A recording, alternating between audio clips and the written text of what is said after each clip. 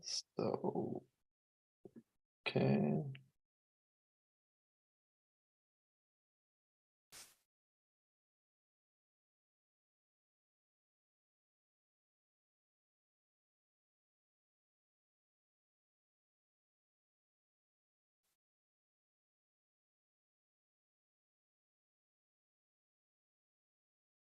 Okay, so let's get started.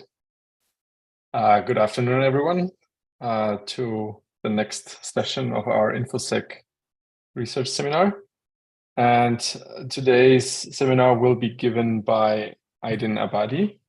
Guess most of you know him. He doesn't need much of an introduction, but I'll nevertheless say a few words. So Aydin is a senior research fellow at UCL, and his main research interests include information security, privacy, and cryptography.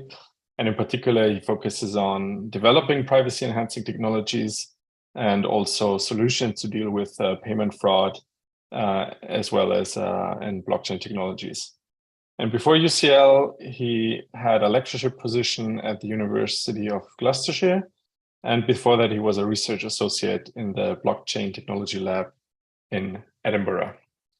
Yeah, and today we'll hear some of his latest work. And yeah, Aydin, the floor is yours. Take it away.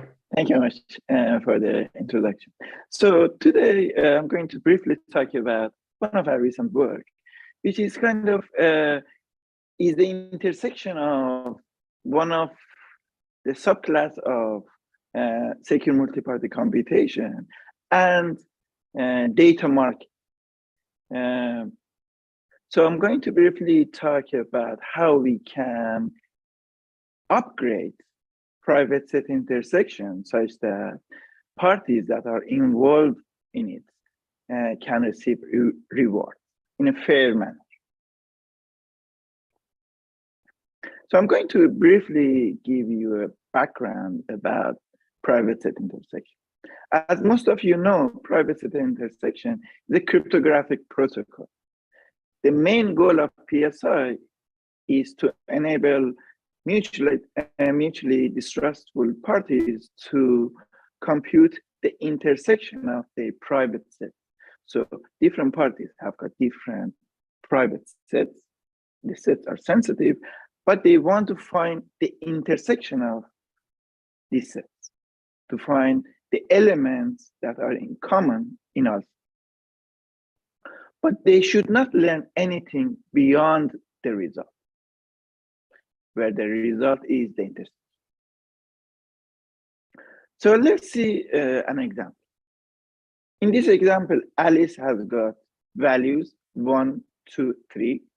Bob has got values 4, 5, and 9. They want to find the intersection of this set, which is 1 and 3.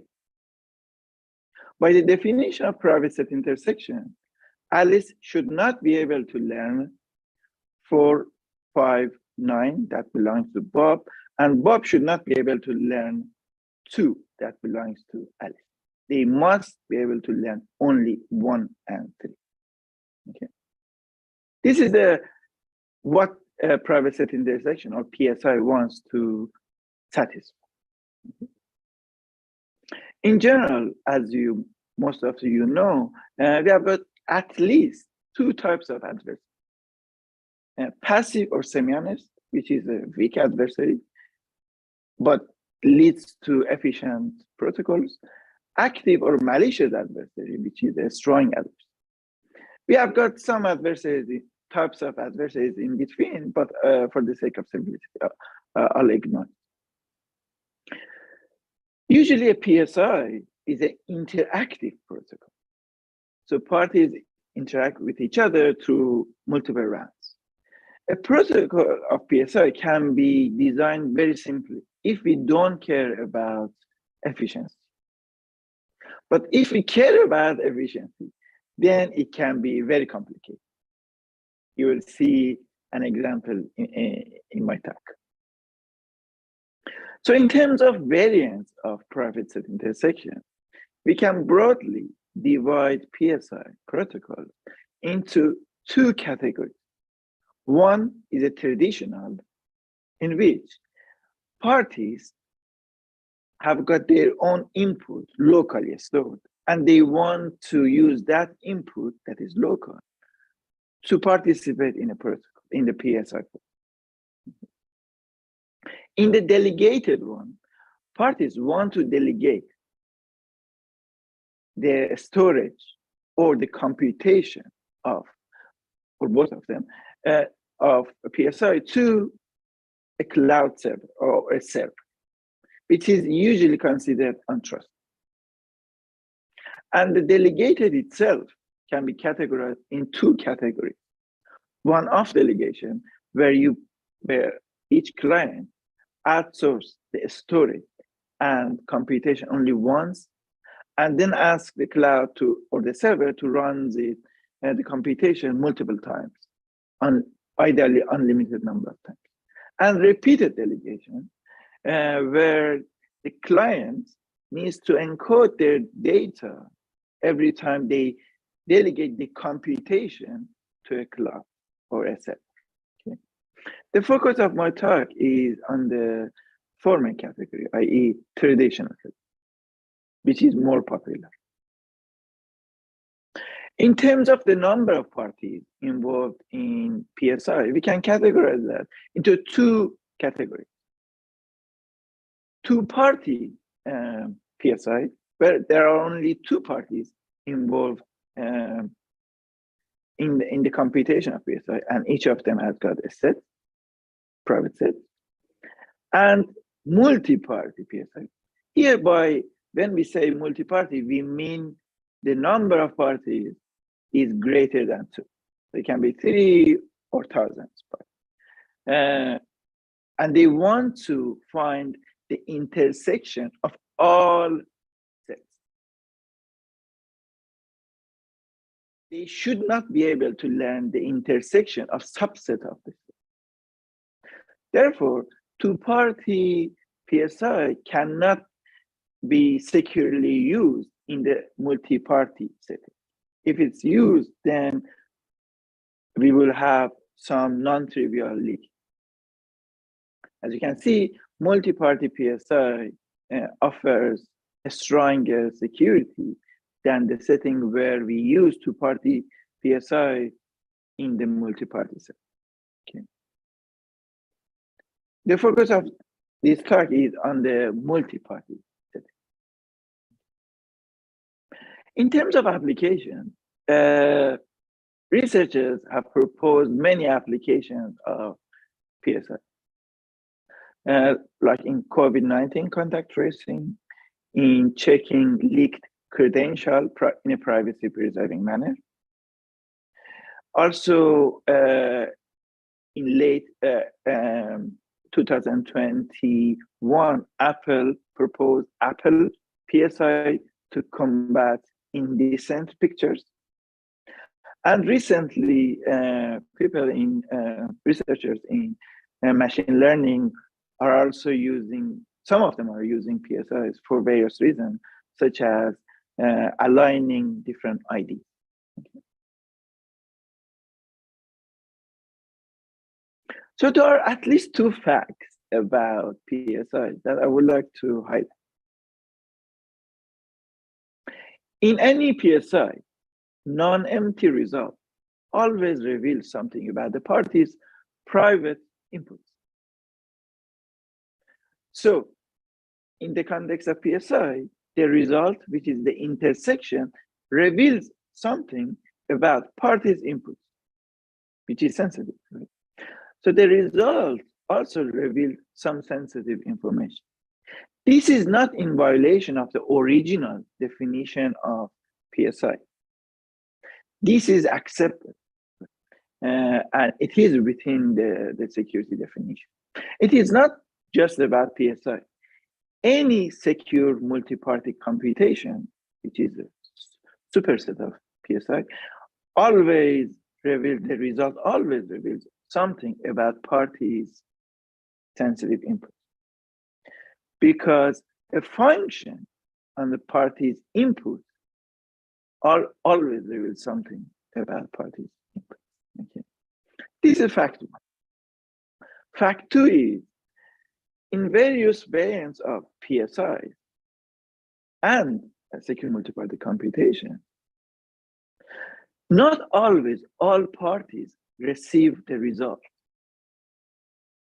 So there are many variants of PSI in which only one party receives the result. Or even if all parties receive the result, not all of them are interested in the result. So given these two facts, we want to answer the following question. How can we incentivize parties to participate in a PSI? As I mentioned, if not everyone is interested in the result, and the result somehow reveals something about parties' input, then why would they participate in the protocol in the first place? To date, the literature has assumed that all parties in PSI will contribute their private inputs to the PSI for free of charge. And they bear the cost of privacy in addition to computation and communication costs that involving in the PSI imposed.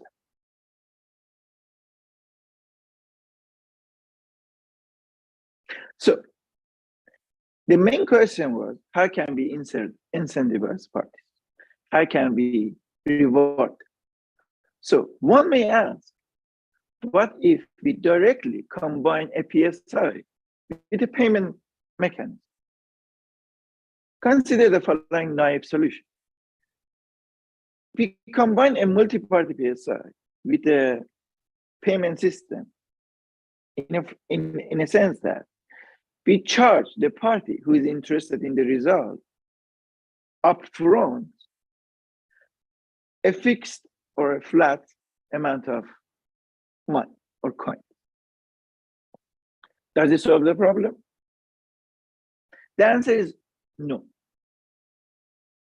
Because in the setting that we are interested in which parties can act maliciously, they can affect the result of computation.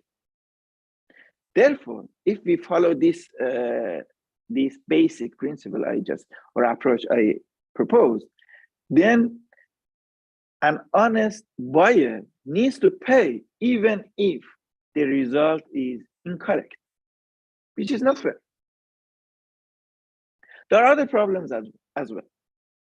So before the computation starts, nobody knows the result of the computation, which is the intersection. Okay. So if we charge a fixed amount of money, let's say 10 pounds, and the value, the number of results that, the number of elements that appear in the result, it values more than 10 pounds, then those who contributed their private inputs in the protocol may be discouraged because they will receive less than they are supposed to. And vice versa. If we charge the buyer more than what is supposed to pay, then the buyer will be discouraged to participate in the protocol. Therefore, this direct naive solution won't work. To answer the question and to address this problem, we propose an Incedora, a PSI, multi-party PSI that can reward parties in a fair manner. It allows a buyer to pay the parties proportionate to the number of elements that appears in the result. Therefore, the protocol enforces the buyer to pay after the result is computed. Of course, it may cheat, and I'll discuss how we can counter misbehaviors. So in terms of features of this protocol, it is efficient. It mainly uses symmetric key cryptography. And in terms of communication and computation cost, are linear with the number of parties and set cardinality. It also, as I mentioned before, it supports multiple clients, more than 2 clients. And it remains secure even if the majority of the parties are corrupted by active or malicious adversaries that may even collude with each other. This protocol, this PSI protocol itself relies on our new multi-party fair PSI called Justitia. Justitia is the first fair multi-party PSI. I'm going to briefly talk about it as well. So there are certain challenges that we needed to address in order to design these protocols. For instance, how to ensure honest parties receive their fair share of reward. What if some parties collude with each other to learn the result without letting honest parties and buyer to do so?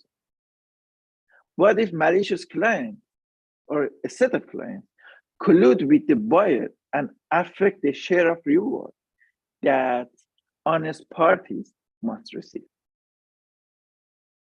And how to deal with malicious parties efficiently. There are some standard techniques based on public key cryptography, such as zero-knowledge proofs that are usually used in the setting where adversaries are strong or malicious adversaries. But these techniques impose high computation and sometimes communication costs. So our goal is to design a system that avoids using this kind of heavy machine. So we built an Incedora based on a set of building blocks, namely smart contract, counter collusion smart contracts, pseudo-random function and pseudo-random permutation, commitment scheme, hash tables, Merkle tree, polynomial representation of sets, Horner method, oblivious linear function evaluation, coin tossing, and also VOPR, ZSPR, that we designed these 2 protocols. Also, we proposed the notion of unforgeable polynomials, and as I mentioned, a new multi-party fair PSI. So an Incedora is built on top of these building blocks. Of course, we use these building blocks to achieve certain things. For instance, to achieve efficiency or privacy, and so on and so forth. So I'm going to briefly talk about 2 main building blocks of an Incedora. First, I'm going to briefly talk about unforgeable polynomial, and then I'm going to talk about Justitia, which is a fair multi-party PSI. Most of you already know about message authentication code, or MAC. In MAC, we have, if it's information theoretical MAC, then for a message, we pick 2 random values, and then we multiply the message with 1 random value, and then sum it with the result with the random value. This gives us a MAC. In order to verify that, we need the message and the 2 random values. So if we have a message and the MAC itself, then given message and the random values, we can check whether the MAC is consistent with the message. Okay. So the structure of unforgeable polynomial more or less follows the structure of MAC, but it is built on polynomial rather than single message, which is usually an element of field or group. Informally, an unforgeable polynomial has a secret factor. It's a random polynomial of degree 1. To ensure that unforgeable polynomial has not been tampered with, a verifier can check if the polynomial is divisible by this secret factor. Okay. So in our protocol, we use unforgeable polynomial to allow a smart contract to efficiently check if the polynomials that the parties send to it have been intact or not, okay, are well structured. So let's have a closer look at unforgeable polynomial. To turn an arbitrary polynomial P of degree D into an unforgeable polynomial theta, we can pick 3 secret random values, zeta, omega, and gamma. Then we can compute theta as follows. We multiply P, which is a arbitrary value, with these 2 random polynomials. P is also polynomial, and then we add it, we sum it with another random polynomial, and then all the operations are done over P, right? Here, one may ask, do we need gamma? So for the security of unforgeable polynomial to hold, we may not need gamma, but I have included gamma here because in the protocol, in the PSI protocol, we need to randomize the arbitrary polynomial with a polynomial because of the security of PSI. That's why I included in the description of unforgeable polynomial. However, as I mentioned, we may not need it to construct an unforgeable polynomial outside of the context of this protocol. Okay. Now, to verify the unforgeable polynomial, or to verify whether theta has been tampered with or not, a verifier can check whether theta minus gamma is divisible by z. Of course, we give to it theta, gamma, and z. Okay. Is everything clear? Is there any question? Please feel free to ask.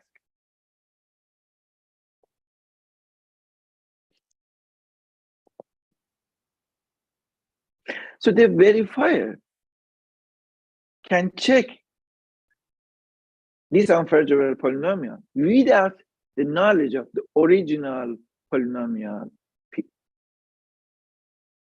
Also, we realize that this unforgeable polynomial can support batch verification. So if we have many unforgeable polynomials, here theta 1 is one of the example of the unforgeable polynomial, we can combine all of them together and then remove this random polynomial or polynomials, gamma i's, and then check whether the result is divisible by single factor z. Okay. So we do, if we want, we can batch all of them together, combine them, and then check whether all of them have remained intact or not. And it is efficient. Okay. If you don't have any question regarding unforgeable polynomial, I move on to the second main building block of an Incedora, which is multi-party fair PSI. We call it Justitia. So what it does, it allows either all parties to get the correct result, to get the intersection, or the honest parties to be financially compensated if the protocol aborts in an unfair manner, in which only dishonest parties learn the result. Okay. So in general, in cryptography, and in particular in secure multi-party computation, we do have the notion of fair multi-party computation, where, by the definition, either all parties get the results or neither party gets it. Okay. Recently, researchers proposed the idea of fair multi-party computation with compensation. And this Justitia, PSI, falls in that category.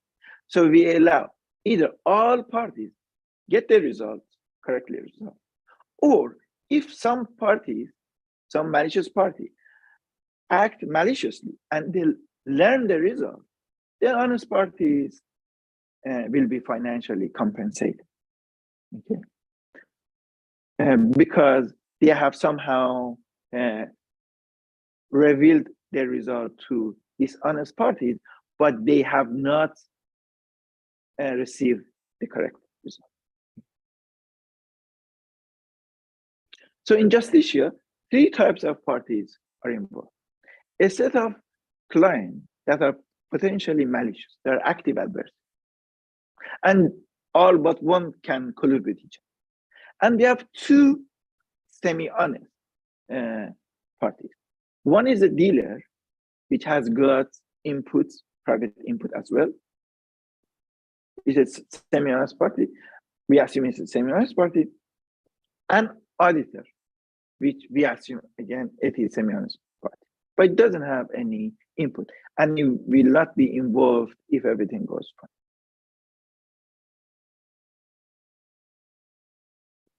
So to design Justitia, we had to address several challenges.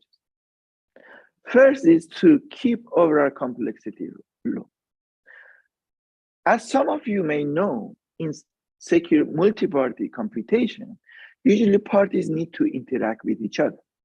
And this increases the communication and computation costs, usually make them quadratic in the number of parties. But we wanted to keep the overall cost, both communication and computation, linear with the number of parties. To do that, we allow all parties, all but one party, to interact with one of the parties that also has got a private set, and we call it deal. We are not the first people that took this approach, especially in PSI. Ghosh et al. In 2017 proposed a mechanism that relied on a dealer, but we showed, along with Thomas, which is here, we showed that their proposal suffers from a set of attacks. Also, in order to keep the communication cost low, we use a smart contract to which all parties send their message. Okay. Another problem was, another challenge was to securely randomize other parties' input polynomial. In our previous work, we showed that in order for a PSI that relies on polynomial representation of sets and include multiple parties, each party needs to randomize other parties' input set. Otherwise, they can attack the system. Okay. In order to achieve this one, we designed a sub-protocol called VOPR, or Verifiable Oblivious Polynomial Randomization. The third challenge was to preserve the privacy of ongoing messages, because as I mentioned, parties want to send their messages to a smart contract, and we wanted to use standard smart contract, and in standard smart contracts such as Ethereum doesn't have any private state. Therefore, we need, as protocol designers, we need to take care of the privacy of the messages we send to a smart contract. Accordingly, here we design a sub-protocol called zero-sum pseudorandom agreement, which allows parties to agree on set of pseudorandom values, such that if they are added together, they cancel each other. In the protocol, we allow them to use these values to construct some pseudorandom polynomials that, when are added together, they cancel each other. And the last challenge was to ensure the correctness of subroutine protocols app. So in some secure multi-party computations, including our PSI, there are many building blocks, and parties need to involve in multiple protocols and use the output of one protocol as an input to another protocol. In this case, we need to make sure that parties cannot tamper with the output of one subroutine protocol. So if they modify it and use it to another protocol, this affects the correctness of the result. To ensure the integrity of the results preserved, we use unforgeable polynomials that I have already mentioned. So the output of verifiable oblivious polynomial randomization itself is an unforgeable polynomial. So if adversary tampers with this output, then and sends the output to the smart contract, which needs to do that, then a smart contract can detect.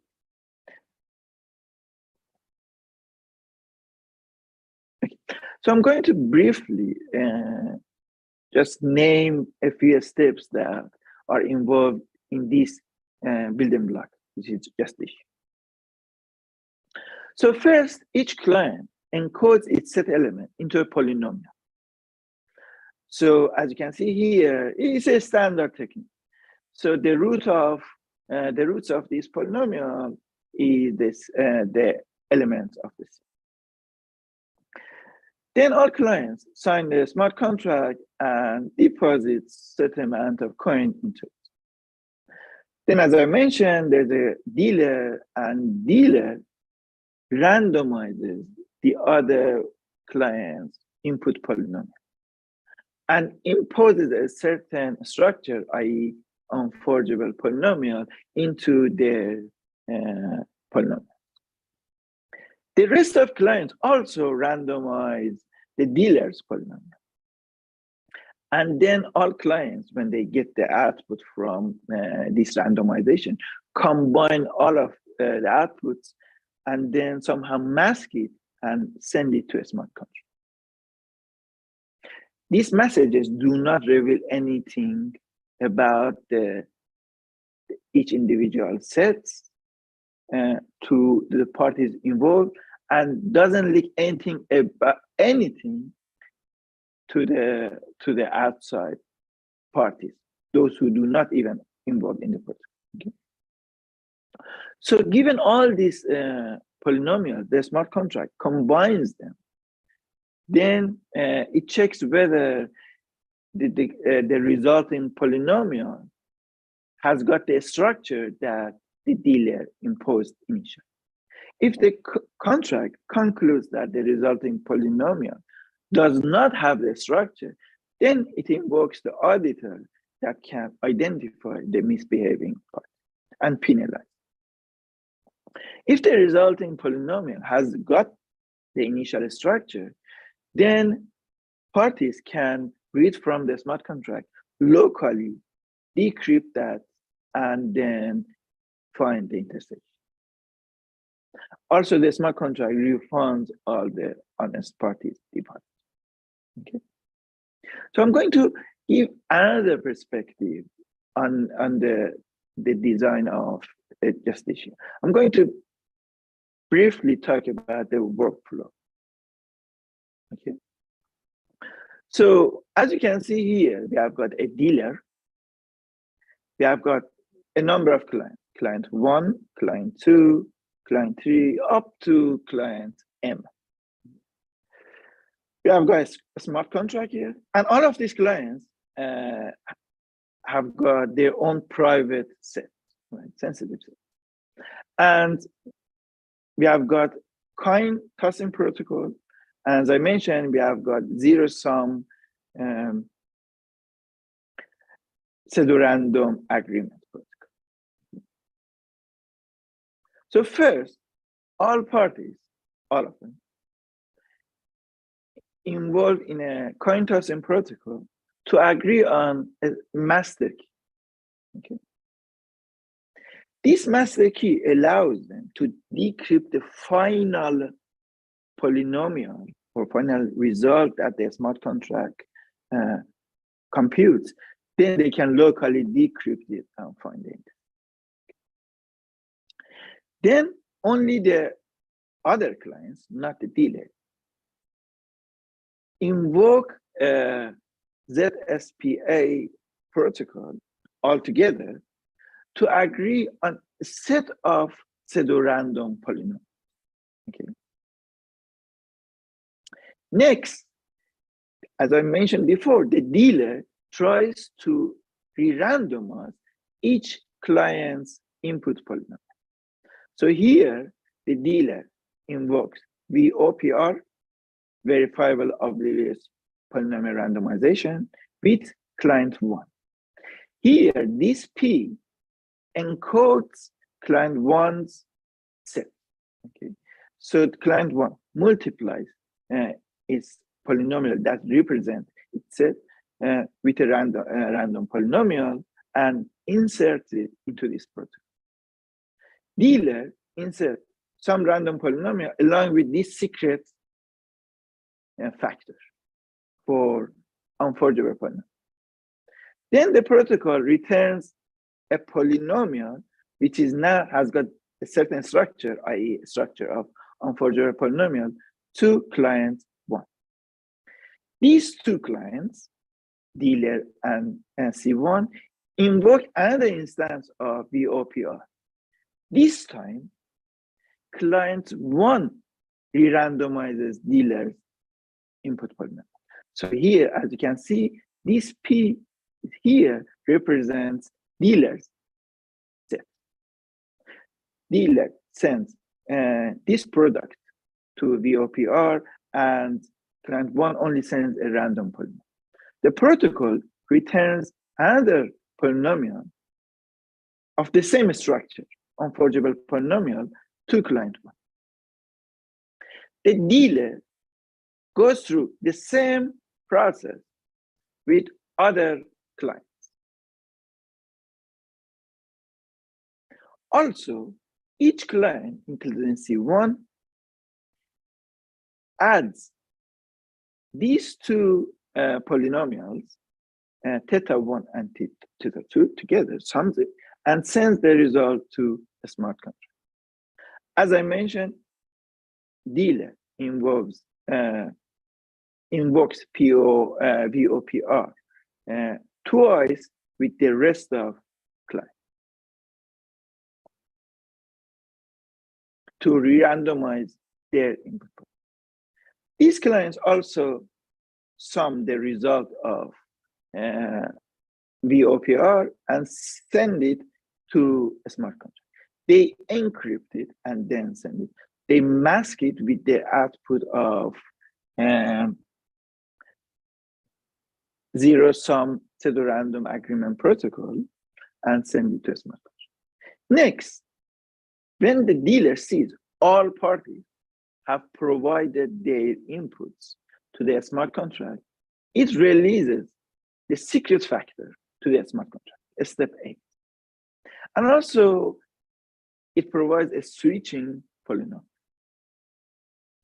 So even if all parties D had provided their input polynomial to a smart contract, dealer cannot learn anything about other parties' input.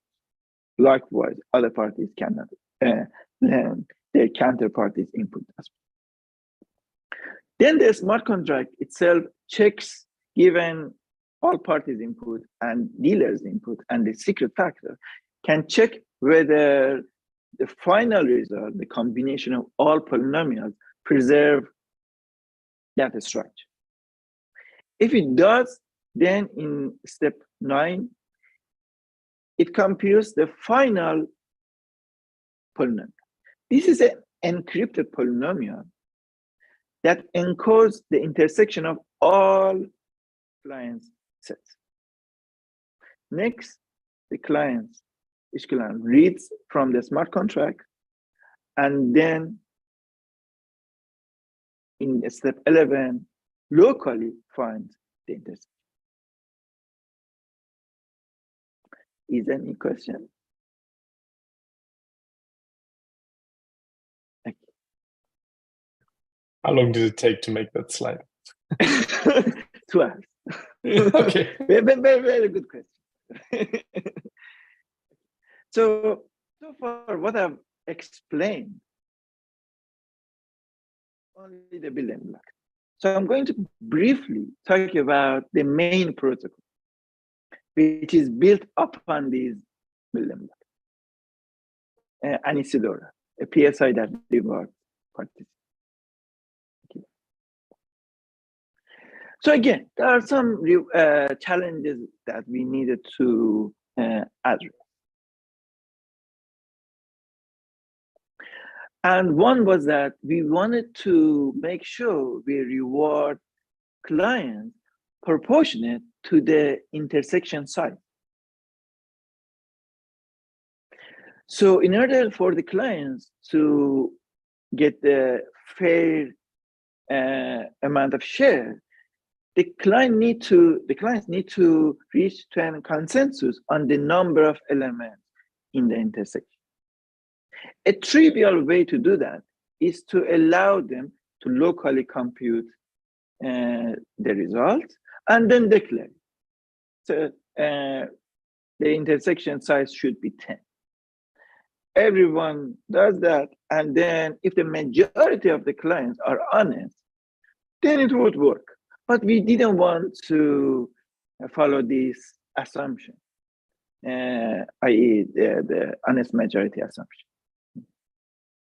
What we did instead, we allowed any 2 clients to become extracted. So they find the result, and if they are honest, they can get paid for that. Okay.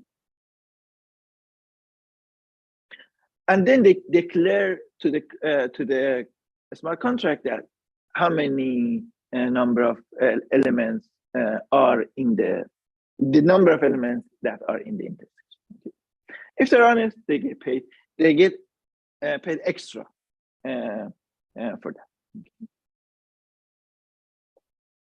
However, so there's another challenge. So if these now we are talking about financial incentives. So what if these extractors collude with each other? They can collude with each other and provide consistent but incorrect result to the smart contract.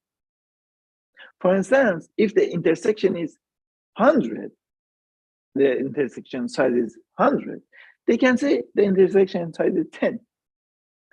Then even if they can collude with the buyer to get some extra reward from the buyer as well, right? Because this benefits the buyer as well, because it needs to pay less. So collusion between the extractor themselves and buyer is a problem. And again, we didn't want to use zero-knowledge proofs or other heavy machinery to deal with this problem. So what we did, we relied on a set of smart contracts that Chang-Yu Dang et al. Proposed in CCS 2017. So these smart contracts allow colluding parties or incentivize colluding parties to betray each other in order to increase their payoffs. Okay. So they pretend that they're colluding with their counterparty, even if the collusion is enforced. But they can betray to get more money, more reward. So these contracts, these counter-collusion smart contracts, create distrust between the extractors that may collude with each other, okay, and incentivizes them to act honestly. We had to slightly modify these smart contracts to be compatible with our setting, but the modification is minor. So at a very high level, the protocol, the Incedora, the main protocol, works as well. All clients run step 1 of Justitia, which is a multi-party fair PSI, to agree on a set of parameters. Then all clients agree and deploy a new smart contract, different than it was in Incedora, right? It was in Justitia. Then the buyer places certain deposit into this smart contract. This deposit will be given to the honest parties as reward for contributing their private set into the protocol. Okay. Then the extractor and the dealer also sign counter-collusion smart contract because they want to receive, if they're honest, they want to receive rewards as well. Who pays this reward? This reward is paid in general, if everyone is honest, by the buyer. These two extractors deposit a certain amount of coin into the smart contract. Then each client, each of them, not just extractor, now they encrypt their set element. Then they represent the encrypted set element as a polynomial. This is one of the minor difference between an Incedora and Justitia. Then the extractor commits to the encryption of their set elements and publishes the commit. It doesn't publish all the commitments individually. It can compact them. So it commits, it's a 2-layer. So it commits to each individual set and then constructs a Merkle tree on top of all the commitments and only publishes the root of Merkle tree. Okay. Then the rest of clients take the rest of the steps in the Justitia to compute the result, the final result. So if you remember, the final result that the smart contract computes is an encrypted or blinded smart contract. And before computing this final polynomial, final result, the smart contract itself checks the correctness of this smart contract. If a smart contract checks and everything is fine, then all parties receive the deposit that they put in Justitia, in the subroutine protocol. Then each extractor finds the set elements in the intersection and then proves to the Justitia smart contract that the encryption of the element in the intersection are among the commitment that it initially published. So if we go a bit into more detail, they need to prove that it knows a leaf node of the Merkle tree whose root has been stored in the smart contract. If the contract accepts both extractors' proof, then it pays each extractor a reward also, and also each client gets a reward from the buyer. Okay. However, if the contract does not accept the extractor's proof, then it invokes the counter-collision contract to identify the misbehaving extractor. In this case, the contract pays the honest client a reward. Still, honest clients get the reward, but this reward is now paid by misbehaving extractor. So honest clients won't lose anything. Then it is better for the buyer because buyer can get refunded as well. If the smart contract does not approve the final result computed in Justitia, and then it identifies misbehaving party, and then honest parties again will be rewarded by the deposit of misbehaving party. And all honest parties also receive their deposit back from Justitia smart contract. Also, the buyer and extractor receive their deposit back. Okay. So this is, again, a high-level workflow of an Incedora. So as you can see here, now Justitia has been used as a subroutine in this bigger project. And there are some other steps or other components involved. So we have got 3 more smart contracts. In Justitia, we had 1. In Incedora, we have got 1, and we have got 3 more. Also, compared to Justitia, now we have got clients, different clients, and 2 of them are extractors as well, who generate some commitments of their set and then store it on the smart contract. Okay. Is there any questions?